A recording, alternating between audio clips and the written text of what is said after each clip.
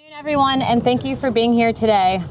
We're here today because it's important to shed light on some of the persecution of our Christian brothers and sisters, especially those in countries that we, the American government, are currently funding.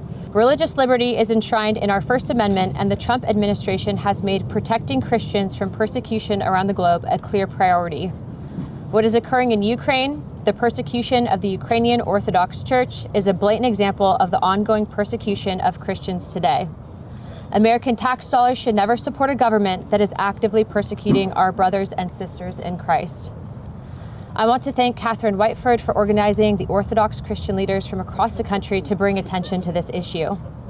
Today, we are taking a stand for Christian liberty in Ukraine because their plight is ours. If Christians can be persecuted by our Western allies and countries fully, relying on us for funding, there is nothing to stop that persecution from coming home. Good afternoon, and thank you all for being here. My name is Catherine Whiteford, and I serve as the Director of Government Affairs for the Society of St. John of Shanghai and San Francisco, and I also serve in the role of co-chair of the Young Republican National Federation. And I am honored to be with you today for what is difficult but a necessary conversation, one rooted not in geopolitics but in human dignity and religious freedom. Let me be clear at the onset about why we are here and why we are not. We are not here to speak against the people of Ukraine, whom many of us have supported and prayed for throughout this brutal war. Many here today are Ukrainian, nor are we here to defend Russia. We are not a pro-Russia group in any sense of the term. We are here for one reason only, to defend the universal principle of religious liberty and to speak plainly when that principle is abandoned, even by governments we otherwise support. In August of 2024, Ukraine adopted Law 3894, legislation that effectively abolishes the Ukrainian Orthodox Church, the country's oldest and largest Christian denomination with more than 1,000 years of history. The law dissolves the church's legal status, strips parishes and monasteries of property rights, and criminalizes religious activity. In 2025, the government began enforcing it. Legal experts warn this will lead to the rapid liquidation of the church. This is not about security. It is not about reform. Its effect and its purpose is to drive an entire church underground. Clergy have been detained, press-ganged into frontline services. Metropolitan Arseny has been in prison for over 18 months and denied life-saving medical care.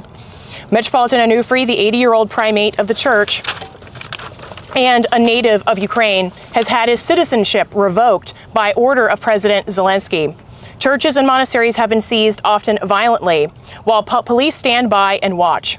Parishioners are now worshiping in basements, apartments, and even here they are hunted by the security services and a hostile press. I want to remind you that we are not speaking of North Korea or China here. This is happening in a country the United States considers an ally. International concern has been broad and unmistakable, raised by the United Nations, the U.S. mission to the OSCE, human rights organizations, Christian churches around the world, and Pope Francis himself, who exclaimed, "Let no Christian church be abolished."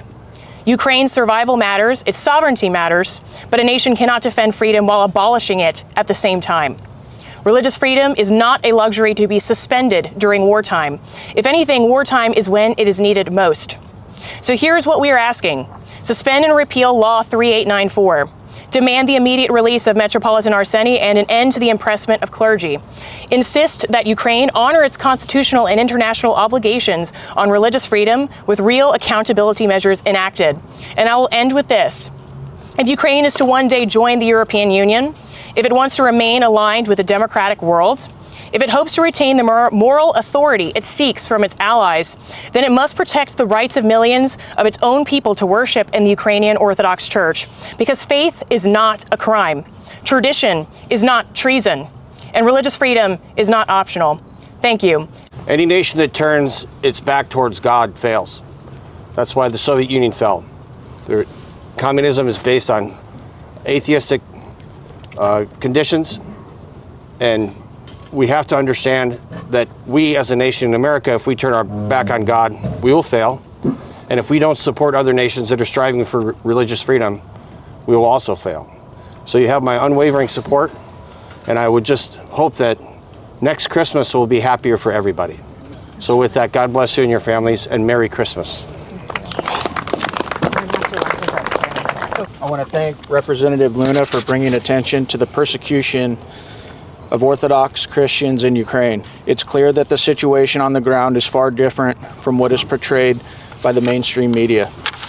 Alongside these concerns, the reported mistreatment of Christians is especially alarming. Although I have never supported funding or escalating this proxy war, I believe we have the responsibility to stand with our brothers and sisters in Christ.